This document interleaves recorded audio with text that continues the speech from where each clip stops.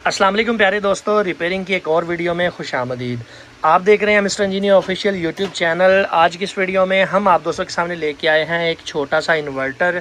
इसको रिपेयर करने का तरीकाकार बताएंगे।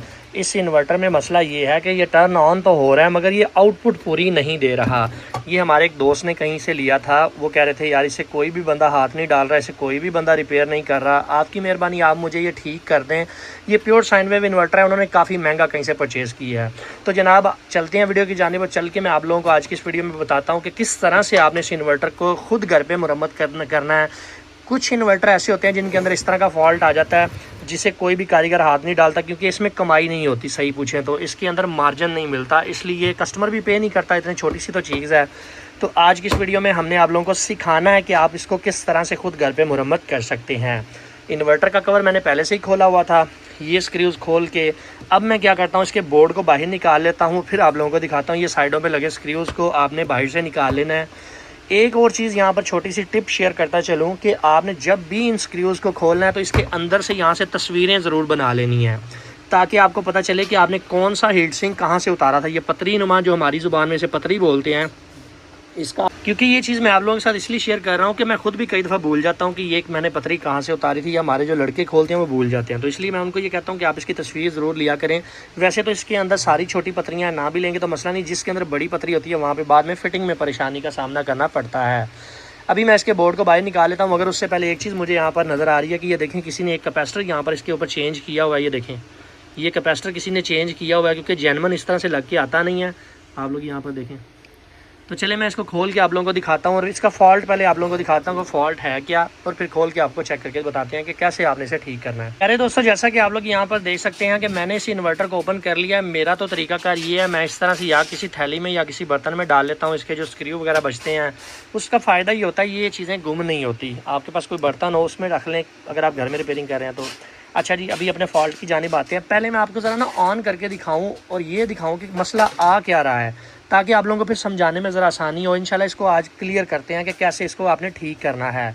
आप दोस्तों से छोटी सी गुजारिश है कि आप कहते हैं रिपेयरिंग की वीडियो बनाओ, मगर आप लाइक नहीं करते। वीडियो को लाइक करके कमेंट ज़रूर किया करें, चाहे नाइस का ही कमेंट कर दिया करें, गुड वीडियो का कमेंट कर दिया करें, कुछ भी कमेंट कर दिया करें, कमेंट ज़रूर किया करें। ये मैं जनाब इसको 12 वोल्ट इनपुट पावर दे रहा हूँ। प्लस के साथ मैं प्लस को जोड़ देता हूँ और माइनस के साथ मैं माइनस को जोड़ देता हूँ। मेरे पास एक पावर सप्लाई है जिसको मैंने 13 वोल्ट में सेट किया। ये मैं इसको टर्न ऑन कर रहा हूँ। हमारी सप्लाई टर्न ऑन हो चुकी है। और यहाँ पर अब आपने एक ख्याल रखना है, इस हीट सिंक को या इस हीट सिंक को टच नहीं करना, या यहाँ पे कहीं पे भी टच नहीं करना, क्योंकि 220 वोल्ट बन रहे होते हैं यहाँ पे, तो वो नुकसान देंगे आपको। 12.8 वोल्ट की इनपुट दे दी, ग्रीन कलर की लाइट इंडिकेट कर रही है। अब ज़रा मल्टीमीटर के ऊपर इसके वोल्टेज चेक कर लेते हैं कि आया ये हमें आउटपुट दे रही है कि नहीं, कितनी दे रही है।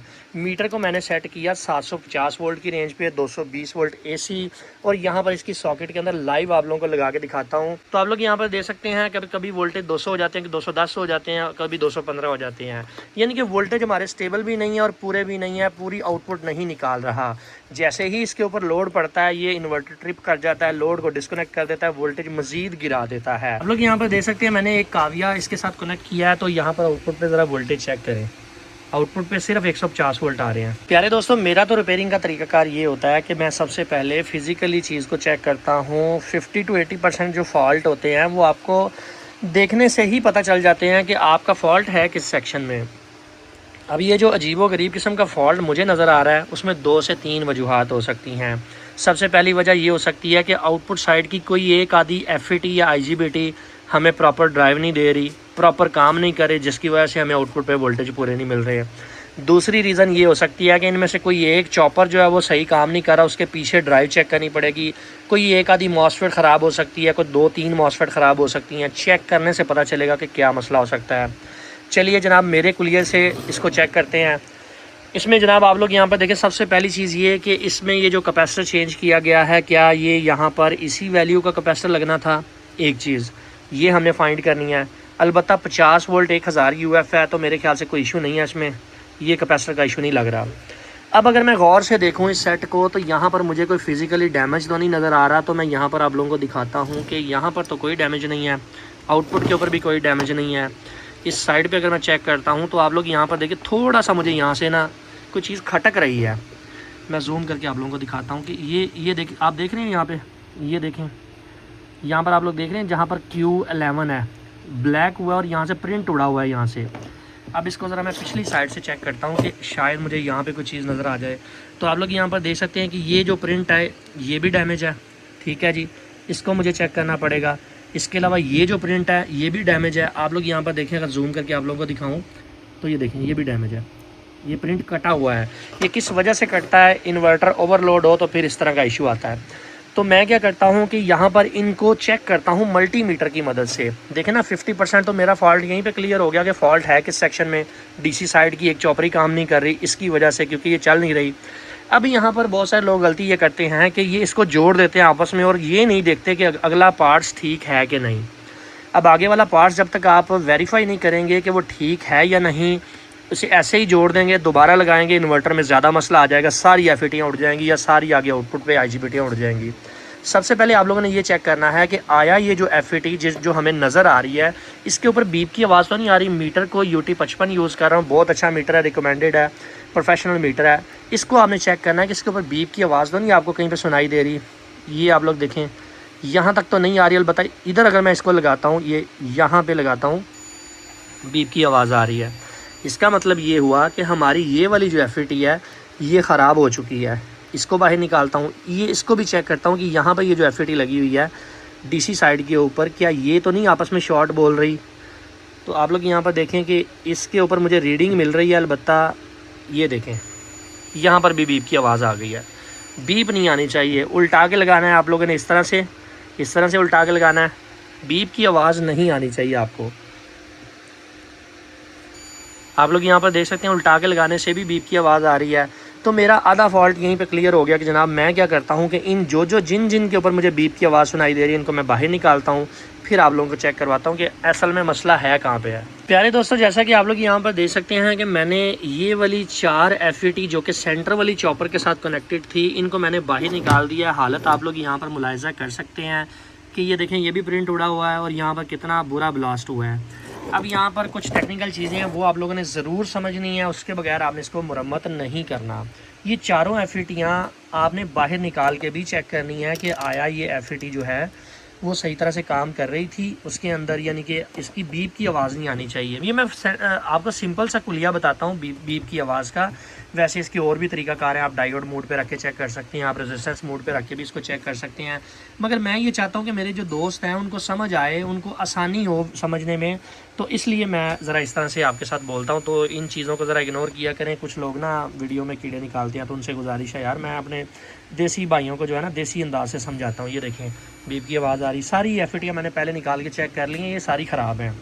इसकी जगह पे मैं इसका अल्टरनेट लगा दूंगा। कौन सा नंबर है वो मैं नंबर भी आपको जूम करके दिखा देता हूँ। ये देखें अजीब सा नंबर लगा हुआ है यहाँ पे। इसका कोई अल्टरनेट मैं इक्विवेलेंट ढूंढ लेता हूँ और फिर आप लोगों को बताता हूँ कि मैंने इसके इक्विवेलेंट पे क्या लगाया है। एक गलती जो हमारे दोस्त करते हैं कि एक एफईटी ख़राब है तो एक एफईटी किसी और नंबर की डाल देंगे, बाकी सारी ओरिजिनल लगी रहने देंगे। इस तरह से आपने नहीं करना, क्योंकि ये 4-4 का सेट बना हुआ है। आप देखें 1 2 3 4, फिर 1 2 3 4, फिर 1 2 3 4, 4-4 का सेट बना हुआ है। तीनों चॉपर को ये ड्राइव करवा रही हैं। तो आप लोगों ने कोशिश करनी है जब भी चेंज करनी है, सेंटर वाली 2 ख़राब हुई हैं तो साइड वाली भी आपने करनी है। पहले ये चेक करना है कि सेट कितने उसका बना हुआ है। अगर डीसी साइड की कोई 1 या 2 ख़राब है और एक ही लाइन में सारी लगी हैं तो उनको भी आपने सबको ही चेंज करना है, सेम नंबर लगाना है, ताकि इंटरनल रेजिस्टेंस का फ़र्क ना आए। वो भी टेक्निकल चीज़ें आ जाती हैं, आसानी से मैं आपको ये समझाऊँ कि आपने सारी चेंज करनी है ताकि आपको बाद में मसला ना हो। दूसरी सबसे बड़ी गलती क्या करते हैं कि इसको चेंज करते वक्त ये अंदर वाली जो रेजिस्टेंस हैं, जो छोटी SMD रेजिस्टेंस हैं जो बेस के ऊपर लगी होती हैं, जो इसको बाइसिंग दे रही हैं, उनको चेंज नहीं करते। सबसे बड़ी गलती मैंने लोगों को करते ये देखा कि ये जो छोटे साइज़ की, ज़रा मैं आप लोगों को टच करके दिखा दूँ ताकि आप लोगों को आसानी हो। ये देखें ये वाली जो रेजिस्टेंस हैं ये नहीं चेंज करते। यहाँ पर 472 यानी कि 47 किलो ओम लगी हुई है, उसके साथ 10 ओम लगी हुई है। ये सारी आपने चेंज करनी है। जिन एफईटी की आप चेंज करें, जितनी एफईटी आप चेंज करें उनकी ये वाली रेजिस्टेंस से आपने ज़रूर चेंज करनी है। फिर पेट्रोल से, थिनर से, CTC से इसको साफ़ करें और फिर इसके ऊपर हमने ड्राइव चेक करनी है। अब ये वीडियो बहुत ज़्यादा लंबी हो चुकी है और मेरे दोस्त ये भी कहते हैं कि लंबी वीडियो बनाया करें ताकि हमें समझने में आसानी हो। और मुझे ये भी अंदाज़ा होता है कि पैकेजेस के भी इशू होते हैं लोगों के पास। आप लोग मेरी वीडियो को टाइम निकाल के देख लिया करें, मगर देखा पूरा करें। पर लाइक का मुझे आपसे गिला है कि आप लोग लाइक नहीं करते, क्योंकि हम आप लोगों से 1 रुपया भी नहीं इसका चार्ज कर रहे होते कि जनाब हमें इतने पैसे दे दें, हमने ये वीडियो बना के आपको दिखाई है। तो आप लोगों का यार इतना तो हक बनता है ना कि वीडियो को लाइक करके कमेंट ज़रूर किया करो। और ना ही हम कोई पेड कोर्सेज़ बेचते हैं जिसमें हम मोटी कमाइयाँ करते हैं कि जी ये हमसे कोर्स ख़रीद लें, ये कर लें, वो कर लें। हालांकि हम कमाई करना चाहें तो बहुत अच्छी कमाई कर सकते हैं पेड कोर्सेज़ से। तो आप दोस्तों से गुजारिश यही करते हैं कि सिर्फ लाइक शेक कर दिया करें, इससे ज़रा हौसला अफजाई हो जाती है, पता लगता है कि आप दोस्त इस चीज़ों को देखना पसंद कर रहे हैं। अभी जनाब मैं क्या करता हूँ कि इसका जो इक्विवेलेंट है इन मॉसफेट का, ये मैं ढूंढ लेता हूँ मार्केट से, गूगल भी कर लेता हूँ। दूसरे नंबर पर रेजिस्टेंस से चेंज करके इनकी ड्राइव चेक करवाता हूँ कि कितनी कितनी होनी चाहिए, और फिर आप लोगों को फिट करके दिखाते हैं। एक और चीज़ यहाँ पर ऐड करता चलूँ कि आप लोगों ने जब भी इन एफईटीज़ को निकालना है तो उसकी ड्राइव साथ ही आप लोगों ने चेक कर लेनी है कि आया ये ड्राइव दे रहा है कि नहीं। ये देखें, पहली और तीसरी पिन सेंटर वाली को नहीं लगाना, कोई भी लगा सकते हैं, प्लस माइनस उल्टा लगाएंगे माइनस में रीडिंग आएगी, वो इशू नहीं है। पहली और तीसरी पिन के ऊपर लगाएंगे, अहमद ड्राइव दिखाओ, 5 वोल्ट की ड्राइव आ रही है, ठीक है जी। इसी तरह से मैं इसके साथ लगाता हूँ तो यहाँ पर मुझे 0 वोल्ट देखने को मिल रहे हैं, यानी कि इसकी जो गेट वाली जो रेजिस्टेंस है वो उड़ गई है, वो ख़राब हो गई है। या यहाँ पर ये वाली भी नहीं आ रही है, देखें ये इस पर भी 0 है। और यहाँ पर देखते हैं तो यहाँ पर भी 5 वोल्ट है, 4 से 5 वोल्ट के दरमियान ड्राइव हो सकती है। जबकि जो ओके एफईटी हैं उनके ऊपर भी देखते हैं, ये देखें ये जनाब 5 वोल्ट आ गई। यहाँ पर देखें ये ओके एफईटी हैं, इनके ऊपर भी ड्राइव सही आ रही है। ये चीज़ आप लोगों ने ज़रूर चेक करनी है, क्योंकि ये टेक्निकल चीज़ें हैं, इनके बारे में कोई बंदा नहीं बताता। लोग कहते हैं जी यह चेंज कर दो, वो चेंज कर दो, सही चीज़ नहीं बताते कि इस तरह से आपने ड्राइव भी चेक करनी है, ठीक है जी। 5-5 वोल्ट बाकी सब पे पूरी है। सेंटर वाली 2 के ऊपर ड्राइव नहीं आ रही क्योंकि रेजिस्टेंस ही ख़राब हो गई है। मैं इनकी सारी रेजिस्टेंस चेंज कर देता हूँ जो 10 ओम की हैं। 47 के को चेक कर लूँगा, फिर आप लोगों को दिखाता हूँ।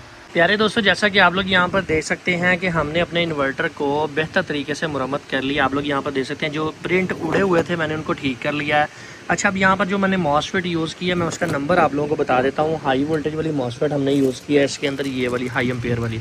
इसका जो नंबर है वो जनाब IRFB 3077 है, 3077। इसके एम्पेयर ज़्यादा थे इसलिए ये वाली यूज़ की है। चारों मैंने 1 नंबर की लगाई है क्योंकि ये एक चॉपरी के साथ लगी हुई थी। इसके साथ लगी हुई गेट के ऊपर जो 10 ओम की रेजिस्टेंस थी वो भी मैंने चेंज कर दी है, आप लोग यहाँ पर देख सकते हैं। अभी मैं आउटपुट साइड की ड्राइव भी आप लोगों को लगे हाथ चेक करवा देता हूँ, फिर हम इसके आउटपुट के वोल्टेजेस देख लेते हैं कि कितने वोल्ट हमें आउटपुट पे देखने को मिल रहे हैं। तो जनाब यहाँ पर मैंने इसको ये कनेक्ट कर दिया। इसी बहाने हम आउटपुट की ड्राइव चेक करेंगे ताकि किसी सेक्शन में फॉल्ट रह ना जाए, दोबारा से ये इन्वर्टर ख़राब ना हो। DC वोल्टेज के ऊपर ऑलरेडी हमने उसको सेट किया हुआ है। तो जनाब ये मैं इसको लगाता हूँ तो यहाँ पर आप लोग देखिएगा हमारे पास जो ड्राइव आ रही है वो 6 वोल्ट की आ रही है, 5.9 से 6 वोल्ट। आगे वाली की चेक करता हूँ तो उसकी भी जनाब 6 वोल्ट आ रही है, तकरीबन 5.9 से 6। ये देखें यहाँ पर भी, ये देखें तीसरे नंबर वाले की 5.7। इस तरह से 19-20 का जो फ़र्क है वो चल जाता है, बहुत ज़्यादा फ़र्क नहीं चलता। 5.8 ये इसका मतलब ये है कि हमारी ड्राइव ओके हो गई है, मॉसफेट हमने लोड कर ली है, अब कोई इशू नहीं है। अब हम दोबारा इसको जनाब आउटपुट को वोल्टेज को चेक करके इसको फिट कर देते हैं। अच्छा जी दोस्तों, अभी मैंने जब इसकी आउटपुट के ऊपर यहाँ पर प्रॉप 220 वोल्ट के ऊपर लगाई तो 256 वोल्ट आ रहे हैं, जो कि मेरे ख्याल से नामुनासिब हैं। इस तरह से तो हमारे इन्वर्टर में या हमारी इलेक्ट्रॉनिक्स अप्लायंस जो हम आगे यूज़ करेंगे उनमें मसला आ जाएगा।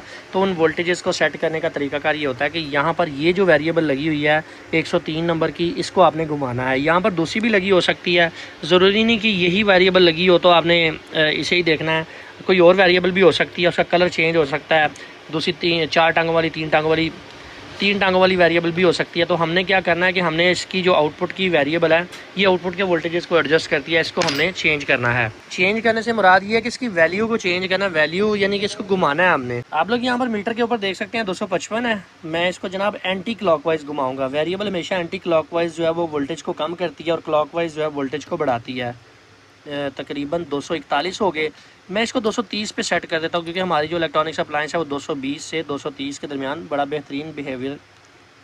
बेहतरीन परफॉर्म करती हैं। ठीक है जी, 230 वोल्ट में मैंने इसको सेट कर दिया और हमारा इन्वर्टर ओके हो गया। अभी हम इसको फिट कर देते हैं। सो इस तरीके से आप किसी भी प्योर साइन वेव इन्वर्टर को खुद घर बैठे मुरम्मत कर सकते हैं। अब मैंने जो इसका थैली में सामान डाला था वो सारा हम इसके ऊपर दोबारा से लगा देते हैं और जनाब हम अपने दोस्त को दोबारा से भेज देते हैं। सो इस तरह से वीडियोज़ को बनाने का मकसद ये होता है कि आप दोस्तों को हम एजुकेट करें कि भाई आप अपनी चीज़ों को कैसे मुरम्मत कर सकते हैं, ना कि हम आपको ये बताएं कि भाई हम ये भी काम कर लेते हैं, वो भी काम कर लेते हैं, आप अपनी चीज़ें हमें भेज दें। तो हमारा वीडियो बनाने का मकसद ये होता है कि हम आप दोस्तों को सिखाएं, ना कि आपसे कमाएं। सो फाइनली दोस्तों, आज की वीडियो यहीं तक थी। उम्मीद करते हैं आप दोस्तों को पसंद आई है। वीडियो पसंद आने के बाद में वीडियो को लाइक ज़रूर कर दीजिएगा और अपने दोस्तों के साथ शेयर कर दीजिएगा। अपना बहुत सा ख्याल रखिएगा, अपनी दुआ में याद रखिएगा। अल्लाह हाफिज़। पाकिस्तान जिंदाबाद।